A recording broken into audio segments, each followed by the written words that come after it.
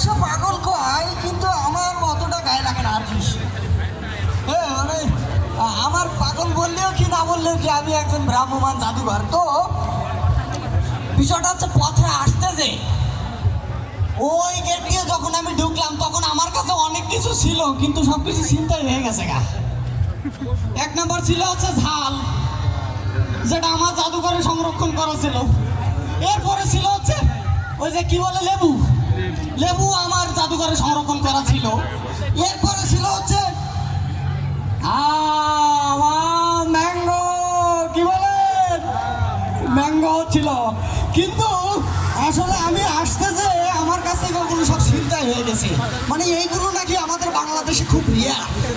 তো রিয়ার জিনিসগুলোই কিন্তু আমি আসলে আমার এই ভ্রাম্যমান জাদুঘরে উপস্থাপন করি। ঠিক আছে, তো আসসালামু আলাইকুম রহমতুল্লাহ। আমি আজকে যাই। হ্যাঁ তাহলে আসসালামু আলাইকুম। ও হাতের জিনিসগুলো তো দেখানো হইলো না।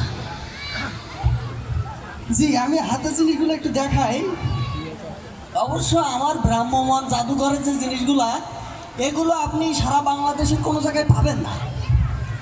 এই জিনিসগুলা আপনি মনে করেন যে ফুটপাতে পাবেন, অথবা মনে করেন কোনো ডাস্টবিনে পাবেন, কিন্তু জাদুঘরে এগুলো পাবেন না। আমার হাতে এই যে জিনিসটা দেখতে পাচ্ছেন, এটা হচ্ছে রিয়া গোপের কাপড়। রিয়া গোপরে চেনেন? রিয়া গোপরে কি কেউ চেনেন? 7 বছরের শিশু। এই যে জুলাই আন্দোলন হইল, এই জুলাই আন্দোলনে সেও একজন শহীদ। সে ছাদে উঠছিল খেলা করার জন্য, হঠাৎ করে একটা প্লেনের থেকে একটা গুলি এসে তার মাথায় লাগলো, ওখানে শেষ। তার কাপড়গুলো এখন আপনারা জাদুঘরে পাবেন না। কেন পাবেন না জানেন?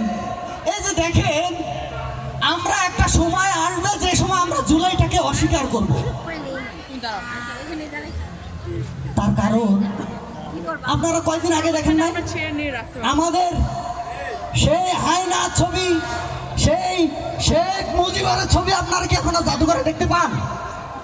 হ্যাঁ কথা বলেন, জাদুঘরে দেখতে পান? এগুলো আর কিন্তু দেখতে পাবেন না। আমাদের প্রিয় বুবুজানের ছবি কি আপনারা দেখতে পান জাদুঘরে? পাবেন না। কেন পাবেন না জানেন? তারা এখন মুছে গেছে, তারা দেশ থেকে পালিয়ে গেছে। ঠিক এই সময় এসে যখন জুলাই যোদ্ধারা জীবন দিয়েছে, তখন তাদেরকে অস্বীকার করছে। এই যে জামাটা দেখতে পাচ্ছেন, এটা আবু সাইদের জামা।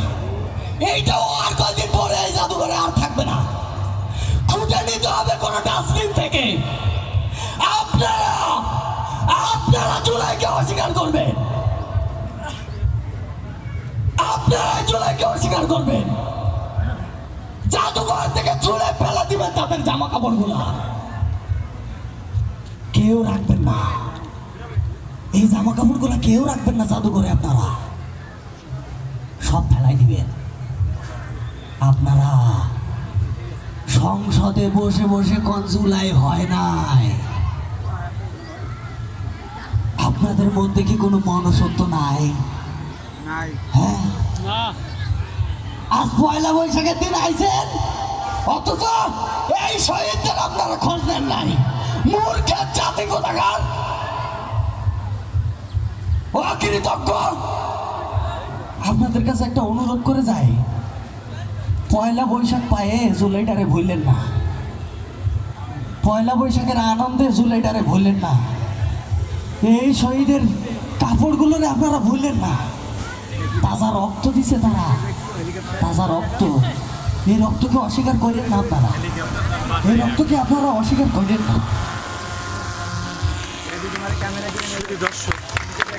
আমরা আজকে এই রমনা পার্কে এই নববর্ষের ধন্যবাদ, নব উদ্যমে অসংখ্য ধন্যবাদ স্পন্দন গাজীপুরকে। 33 ভ্রাম্যমান সেখানে আমরা জাদুঘর আপনারা নাটকের দেখলেন, সে যে বিষয়গুলো তুলে মাধ্যমে ধরেছে সে খুবই দেখালো টাচি। ভ্রাম্যমান জাদুঘরে আশা করি এই বিষয়গুলো আমরা মাথায় রেখে আগামী দিনে আমাদের কর্মসূচি যে সাজাবো ইনশাআল্লাহ। বিষয়টি সে তুলে ধরলেন, সত্যি সেটা সম্মানিত আসলে দর্শক শ্রোতা, হৃদয় আপনাদের কি বিদারক এবং খুব কষ্ট হচ্ছে? এবং সত্যকে তুলে ধরার জোরে জন্য বলতে হবে, আজকে কষ্ট হচ্ছে? পয়লা বৈশাখকে আমরা এ পর্যায়ে সাধুবাদ আপনাদের জানাই সামনে উপস্থাপন এবং করছি আন্তরিকভাবে শুভেচ্ছা জানাই বাংলাদেশ বছরকে টেলিভিশন আমরা এবং বেতারের হাজার বছরের বাঙালির প্রখ্যাত কণ্ঠশিল্পী কণ্ঠশিল্পী, ঐতিহ্য যাকে আবার বলা নতুন হয় নতুন জীবন্ত ভাবে নতুন নতুন রূপে তুলে ধরা হবে। কিংবদন্তি তারই একটি শিল্পী বিশাল আব্দুল আলিমের পরে, আমরা একটি নাটকের আমাদের মাধ্যমে জানতে পারলাম। মর্মশিল্পী আব্দুল আলিমের পরে বাংলাদেশে জীবন্ত কিংবদন্তি শিল্পী আবু বকর সিদ্দিক, তার জন্য একটি করতালি দেবো আমরা ইনশাআল্লাহ।